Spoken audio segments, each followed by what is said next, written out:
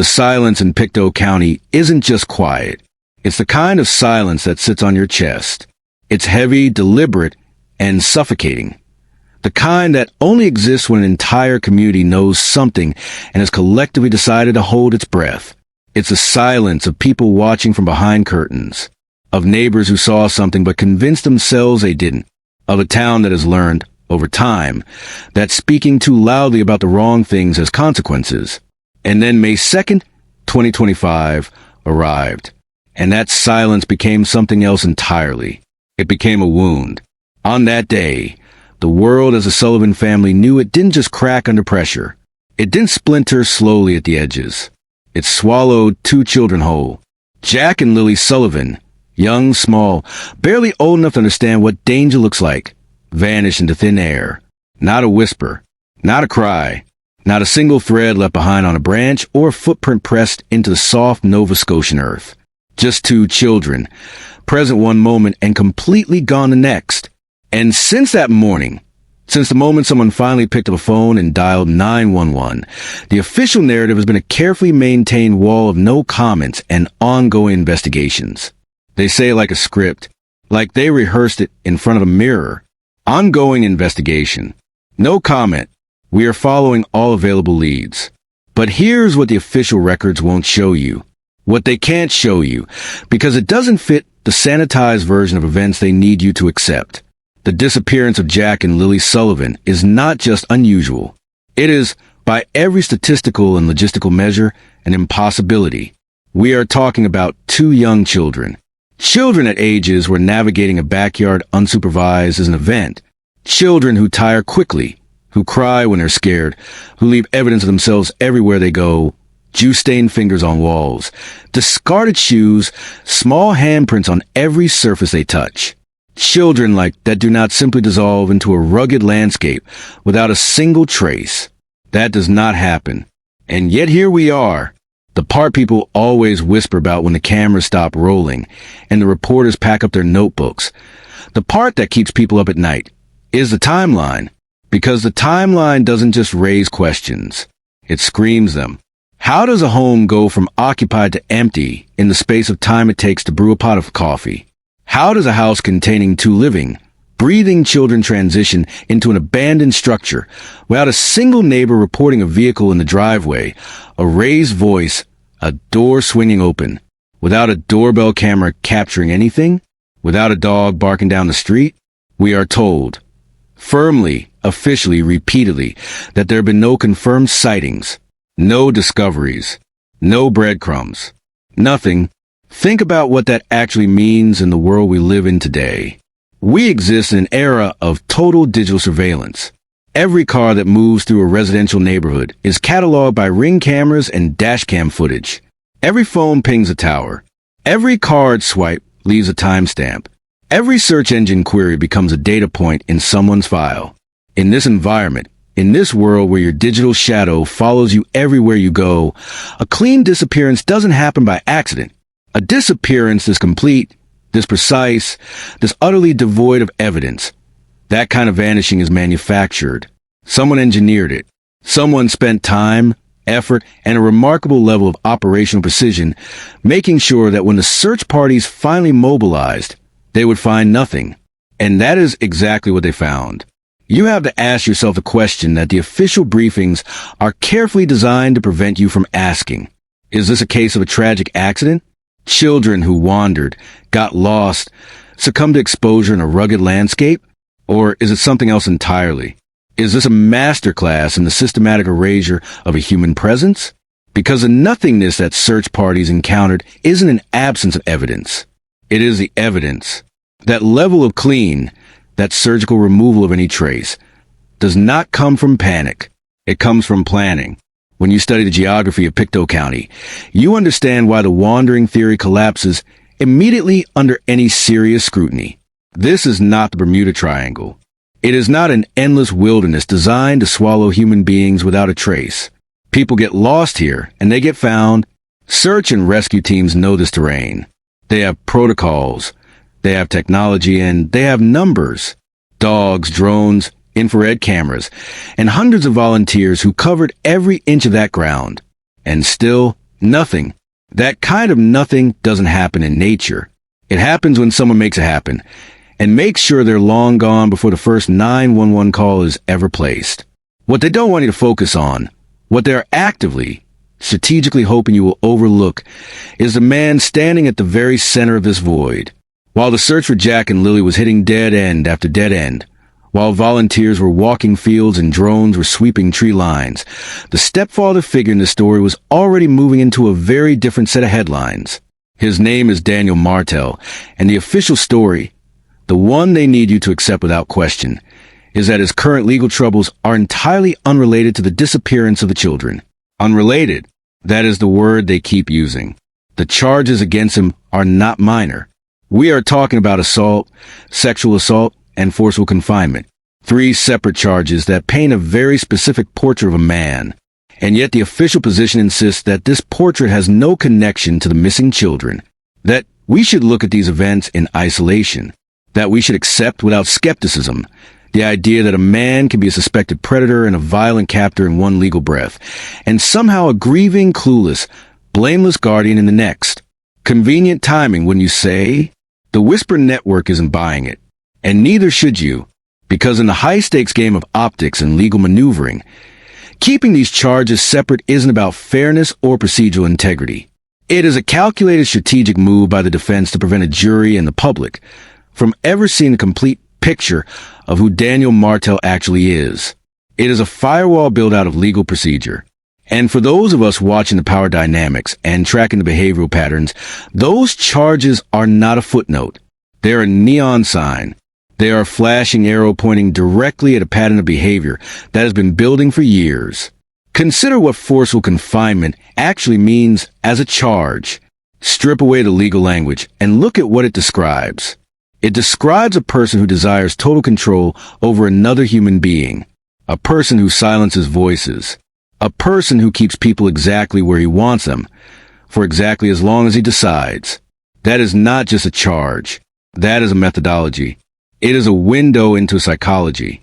And when you hold that psychology up against the timeline of May 2nd, 2025, the picture that forms is deeply disturbing. The walls were closing in on a man who had convinced himself he was always one step ahead of the system. And when walls close in on men like that, people get hurt. The question you need to be asking, the question that the sanitized official briefings are specifically designed to prevent you from reaching, is who is benefiting from keeping these narratives separate? Who is cashing out on the carefully maintained fiction that Daniel Martell's legal troubles exist in a parallel universe, completely disconnected from 2 missing toddlers? Is it the justice system, working methodically toward an outcome that holds someone accountable? Or is Daniel Martell himself using the noise of these lesser charges as a smokescreen, a way to dominate the news cycle with something manageable, while the much darker questions about May 2nd remain deliberately unanswered? And then the investigation moves somewhere colder, somewhere clinical, the world of DNA. This is where the insider perspective stops being speculative and starts being genuinely chilling, because law enforcement didn't just request a routine DNA sample. They took that sample and brought it to compare against a very specific piece of physical evidence. A blanket, not a weapon, not a vehicle, not a phone, a blanket. Stop and sit with that for a moment, because a blanket, in the context of a case like this, is not just bedding. It is not domestic. It is not neutral. A blanket is a vessel. It is something used to wrap, to carry, to conceal, to transport. The forensic obsession with this particular piece of fabric tells you something critical about the direction of this investigation. The teams analyzing it are not looking for signs that 2 children climbed out of a window and wandered into the woods. They are looking for signs of a struggle. They are looking for biological evidence of what happened in the final moments before those children disappeared from the world. Daniel Martell provided his DNA. The official line is that he did so voluntarily, that he walked in, cooperated fully, and offered the sample without resistance. But let's apply some real-world logic to that framing. In a high-profile disappearance case, a voluntary DNA sample is rarely the act of altruism it's presented as. It is almost always a preemptive move made by someone who knows a warrant is already being drafted. It is a play for optics. An attempt to wear the costume of the most cooperative man in Nova Scotia before the costume is forcibly removed. DNA does not lie, even when the person belongs to does. And the forensic results from that blanket are coming. What's truly fascinating, what reveals more than any press conference or official statement ever could, is a performance that Daniel Martell has been putting on for anyone willing to watch closely enough. Because it is a performance. Make no mistake about that. He is out there, repeatedly, loudly, almost desperately insisting on his innocence. He's claiming to be the most cooperative man the investigators have ever encountered. He is offering up his phone. He is volunteering for polygraphs. He is practically constructing a stage and begging to be interrogated on it, as though the sheer theatricality of his cooperation is itself a form of evidence. To the casual observer, to the person scrolling past a headline at midnight, he looks like a victim of circumstance, a man wrongly caught in the undertow of tragedy he had nothing to do with, a grieving figure railroaded by public hysteria, and a media machine hungry for a villain. But to anyone who understands how the gatekeepers of truth actually operate, this performance reads very differently. This is classic overcompensation. This is a calculated, deliberate, carefully paced strategy. Because here is what experience teaches you about people who are genuinely innocent.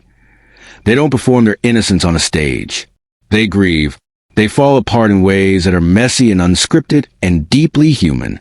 They focus on the missing. They talk about the children. They beg for anyone with information to come forward. They do not spend their energy constructing a personal PR campaign centered on how cooperative they are with law enforcement. That focus, that relentless, almost obsessive redirect back to his own image, his own credibility, his own reputation, is a tell. It is a significant, glaring, undeniable tell. He is leaning with enormous weight into the narrative that he gave investigators everything they asked for. But the question that nobody in the official briefings wants to answer is this. What exactly did he give them, and when did he give it? Because giving someone access to a phone is a completely meaningless gesture if the data on that phone was scrubbed before it was handed over. It means nothing if the device itself was replaced at some point between May 2nd and the moment it landed in an investigator's hands. Offering access to a wiped or replaced device is not cooperation. It is theater. It is the appearance of transparency wrapped around a deliberate absence of information. And that is precisely what makes it so effective as a strategy, because it looks like openness while functioning as concealment. He wants to control the narrative by being the loudest voice in the room. He understands, either instinctively or through advice, that volume can be mistaken for truth. That if you repeat, "I am innocent," with enough frequency and enough apparent emotion, a segment of the public will begin to equate your willingness to speak with the substance of what you're saying. But volume is not evidence. Repetition is not fact. And the most loaded question in this entire case remains sitting in the silence between the statements. If you are truly innocent, why does every single thing you say feel like it was drafted, reviewed, and approved by a crisis management firm before it ever left your mouth? Observers who have been dissecting his public behavior aren't just skeptical. They are treating his statements like forensic specimens, examining them for inconsistencies, for the gaps between what is said and what is pointedly not said. And there's a glaring inconsistency that keeps surfacing, no matter how many angles you approach it from. When Daniel Martell defends himself, he gravitates almost exclusively toward the subject of DNA evidence. He circles it. He returns to it. He builds his argument around it. And there is a very specific reason for that gravitational pull. DNA is the one piece of evidence he believes he can preemptively explain away. He lives in that home. He interacts with those children. Of course, his DNA might appear on a blanket in that house. That defense is already built, already rehearsed, already waiting to be deployed. But notice what he is not talking about. He is not talking about the time. He is not addressing the gaps in the official story, the stretches of the timeline that remain unaccounted for, the questions about where he was and what he was doing the hours that matter most. He is not talking about why two toddlers disappeared without leaving a single trace in a landscape that search parties combed for months. He is not talking about the children themselves in any meaningful, sustained, heartfelt way. His behavior has been described by observers as profoundly performative, and the community's skepticism has moved well past a simmer. It is at a rolling boil. People are watching a man who is more consumed by the management of his own reputation than by the absence of two small children. And that distinction is everything. A man whose children are missing talks about the children. A man who is afraid of a prison cell talks about DNA samples and polygraphs. Then there is a history. There's always a history. The background they work so hard to bury until enough time has passed, and enough people have moved on, and the outrage has dimmed to something manageable. But the history of Daniel Martell did not begin on May 2nd, 2025. It did not begin with the disappearance. It did not begin with the arrest that followed. It began earlier, in the documented, recorded, legally acknowledged climb of the home he shared with those children and their mother. Because before Daniel Martell was ever cast in the role of grieving stepfather, before he was giving media statements and volunteering for polygraphs, he was already the subject of serious abuse allegations. Allegations made by the mother of Jack and Lilly Sullivan herself. This was not a passing disagreement. This was not a misunderstanding between two people who handled conflict poorly. Court documents point to something far more systemic. A climate of fear. A household where control was exercised in ways that left marks. Not always physical marks, but marks nonetheless. And then, with a timing that strains every credibility, almost immediately after children disappeared, he was arrested for assaulting another adult. The currency here is not cash. It is violence.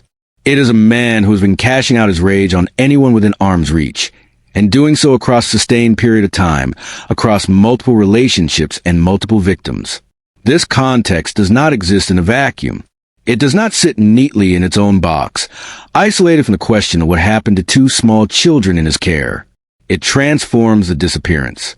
It takes what might otherwise seem like an inexplicable tragedy and reframes it as a logical, almost inevitable conclusion of a violent trajectory that had been building for years. If Daniel Martell was willing to assault and forcibly confine adults, people with voices, with legal standing, with the ability to pick up a phone and call for help, then you are forced to sit with an unbearable question. What was happening in that home behind closed doors? What was the daily reality for Jack and Lilly in a household where the adult in authority had already demonstrated a capacity for control, for confinement, for silencing? The children were the most vulnerable people in that environment. They had no phone. They had no legal standing. They could not articulate what was happening to them in ways that would be recorded or documented. They were entirely dependent on the adults around them. And one of those adults, we now know with legal certainty, had a methodology built on dominance and control. The official narrative insists on keeping these events in separate, clearly labeled boxes. The disappearance in one box. The assault charges in another. The prior abuse allegations in a third. They will tell you the separation exists in service of procedural fairness, to ensure an uncontaminated path to justice. But the insider truth, the truth that anyone paying genuine attention already knows, is that those boxes are not separate. They are connected. They have always been connected. And the thread connecting them is the same one that runs through every chapter of the story. It is stained. It is dark. And it leads directly back to the same man. The disappearance itself, when examined through the cold lens of statistical probability, is not a mystery in the traditional sense. The police called it highly unusual. That is a diplomatic, carefully worded, legally cautious phrasing they use when they cannot yet say what they actually mean. In the community, in the places where people speak without a filter, the word being used is different. The word is impossible. Two young children do not vanish together without leaving evidence. They do not have the physical endurance to travel far enough on foot to evade the combination of infrared cameras, search drones, trained tracking dogs, and hundreds of volunteers who blanketed that landscape for months. Children who wander leave traces, a discarded shoe, a small handprint in the mud, a piece of clothing snagged on a fence line. They are typically found within 48 hours. Within a mile of the place they were last seen. Every search and rescue protocol, every statistical model, every piece of accumulated experience in missing child cases points to the same conclusion. What happened here did not happen the way they want you to believe it happened. Zero evidence after months of searching does not mean the search failed. It means the children were not there to be found. It means they were removed before the search ever began. It means someone with knowledge, with access, and with a plan put that plan into motion before the first 911 call was ever placed. The lack of evidence is not a gap in the investigation. It is the investigation's most critical finding, and it points with terrible, unwavering clarity, not toward the woods of Pictou County, but toward the front door of the home those children were last known to be inside. And then there is Janie. Every story like this has one. The family defender, the matriarch who plants herself squarely between her son and the weight of public scrutiny and refuses to move.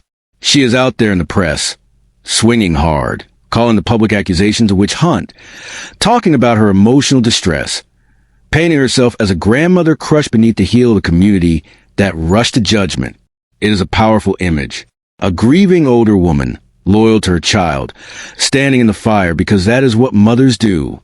And on a purely human level, the instinct to defend your child, even when that child is an adult facing serious allegations, is not something that requires explanation. It is primal. It is understandable. But understanding the instinct does not mean accepting the performance uncritically, because when you look closer, when you move past the image and into the substance, the picture becomes considerably more complicated. Janie's public defense of Daniel is not just an expression of maternal loyalty.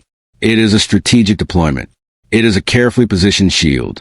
And shields, by definition, are designed to protect something. The question worth asking is exactly what she is protecting, because her fall is tied to his fall in ways that go beyond emotion. The Martell name, the Martell reputation, the standing of the Martell family within this community, all of it is bound up in the outcome of this case.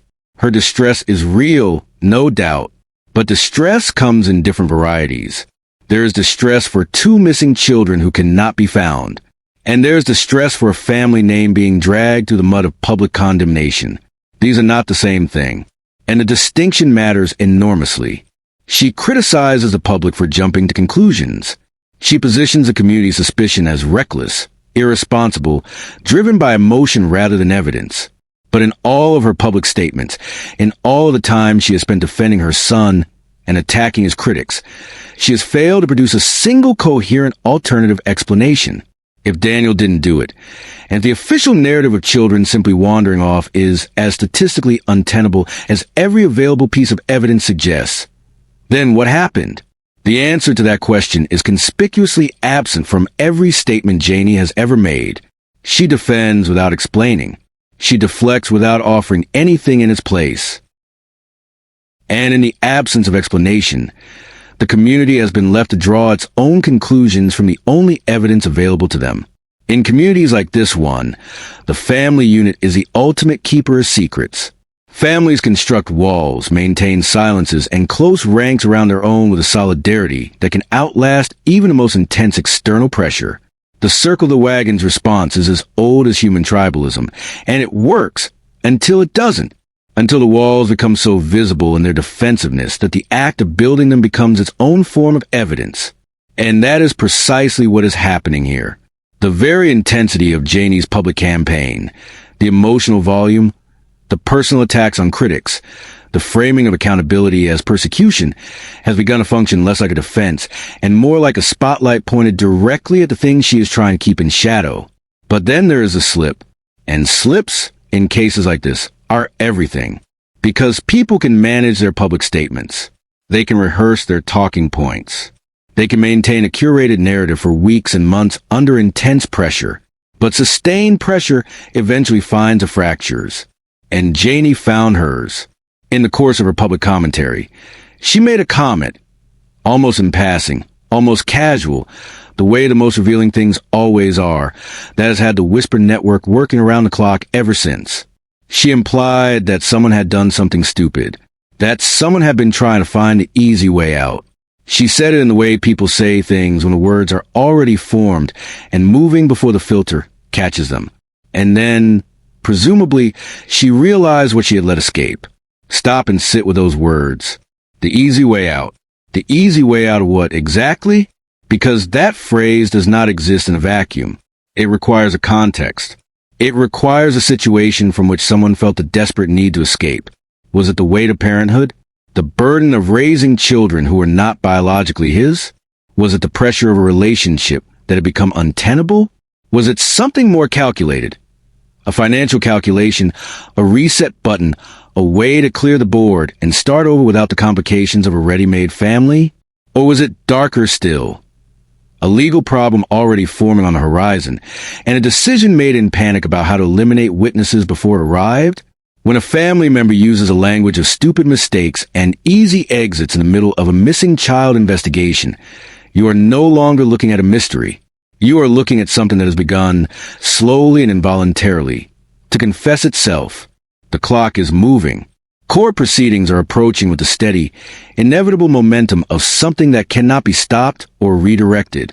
The so-called unrelated charges, assault, sexual assault, forcible confinement, are about to take center stage in a formal legal setting. And the public is being carefully, methodically conditioned to view those proceedings as a separate matter. A parallel story. Something happening adjacent to the disappearance of Jack and Lilly Sullivan, but not connected to it. This is deliberate framing. This is narrative management at its most sophisticated. Because those courtrooms are not simply about an assault charge. Every document entered into evidence. Every witness called to testify. Every behavioral pattern placed before a judge. All of it contributes to a composite portrait of a man. And that portrait is going to be very difficult to look away from. The forensic timeline is closing in from another direction entirely. The DNA results are coming. The analysis of that blanket, that single, specific piece of physical evidence that investigators have been treating with the kind of focus that tells you everything about where they believe the answers are buried, is going to produce findings. And those findings are going to either confirm or destroy the carefully constructed story that has been circulating in the official narrative since May 3rd. If that blanket comes back with a biological profile that cannot be explained by normal, innocent domestic contact, if it tells a story that contradicts everything Daniel Martell has said publicly about his role in this, then the carefully maintained separation between the assault charges and the disappearance is going to collapse. And it is going to collapse loudly and publicly and in front of everyone who chose to extend the benefit of the doubt. This is the moment the case has been building toward. This is a convergence point, where the behavioral evidence, the forensic evidence, the documented history of violence and control, and the timeline inconsistencies all begin to pull in the same direction. Cases like this have a rhythm. They move slowly, almost imperceptibly, and then suddenly they don't. Suddenly everything accelerates. Suddenly the walls that seemed so solid reveal themselves to have always been paper. And the people who spent months managing the narrative, performing cooperation, staging grief, deploying defenders and deflecting scrutiny, find that the story they worked so hard to control has developed a momentum entirely its own. What this case ultimately demands, what Jack and Lilly Sullivan deserve, wherever they are, is a refusal to accept comfortable silence as an answer. A refusal to let the procedural machinery of legal separation become a permanent barrier between questions and accountability. Because the questions have not gone away. They are compounded. They have accumulated weight with every passing week of no sightings, no discoveries, no breadcrumbs. The statistical impossibility of this disappearance has not become more possible with the passage of time. It has become more damning. Every day that passes without those children being found through conventional means is another data point confirming what the Whisper Network has been saying from the beginning, that conventional means will never find them, because this was never a conventional disappearance. Daniel Martell continues to manage his image. He continues to make statements. He continues to position himself as a man wronged by circumstance, betrayed by a public that moved too fast and a media that needed a villain. But the evidence, the behavioral evidence, the forensic evidence, the documented history that predates May 2nd by years, does not move at the speed of a news cycle. It does not respond to statements or polygraph offers or the theatrical surrender of a phone that may or may not contain anything useful. Evidence accumulates. It compounds. And eventually, it speaks with a clarity that no amount of performance can drown out. The children of Pictou County deserve better than a clean disappearance, an official narrative built on strategic separation and careful silence. Their mother deserves answers. The community that mobilized, that walked those fields, that flew those drones and worked through nights and weekends, they deserve to know that their effort was not swallowed by the same void that took Jack and Lilly. And the truth The actual, forensically supported, legally established truth deserves to be spoken at full volume, in open court on the record, where no one can walk it back or reframe it or file away under ongoing investigation. The silence in Pictou County was always going to break. Silences like this always do. The only question that remains, the only one that has ever truly mattered, is what we are all going to find waiting on the other side of it.